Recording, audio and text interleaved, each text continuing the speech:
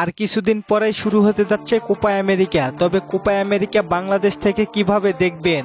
চলতি বছরে অনুষ্ঠিত হতে যাচ্ছে 2024 সালের কোপা আমেরিকা। দক্ষিণ আমেরিকার ফুটবলের শ্রেষ্ঠত্ব এই প্রতিযোগিতা এইবারই প্রথমবারের মতো অনেক বড়ভাবে আয়োজন করবে কনমেবল।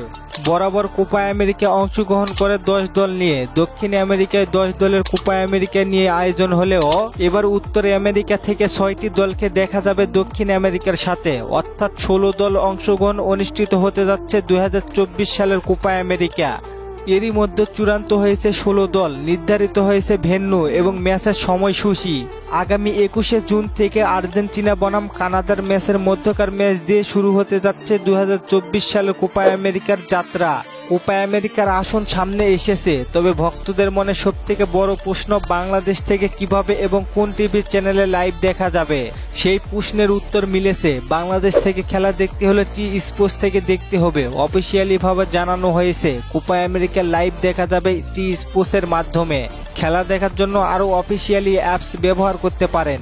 ইয়াসিন টিভি, ইয়াল্লা TV, trophy, football TV HD থেকেও দেখতে পারেন। তবে 4K কোয়ালিটিতে দেখতে হলে ইয়াসিন টিভি বা ইয়াল্লা টিভি থেকে দেখতে হবে।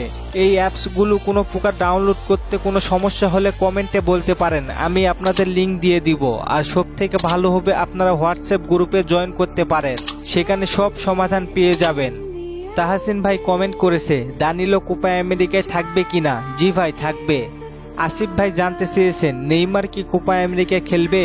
ভাই শিওর না এখনো, তবে খেলার চান্স রয়েছে অনেক।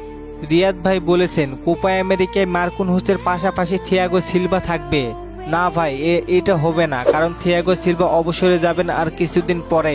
শাহিদ আহমেদ ভাই কমেন্ট করেছেন, এই কোচের দ্বারা ভালো কিছু হবে, অনেক শুভকামনা রইল। ধন্যবাদ ভাই আপনাকে সুন্দর একটি কমেন্ট করার জন্য।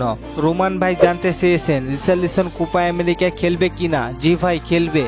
ধন্যবাদ সবাইকে সুন্দর করে কমেন্ট করার জন্য।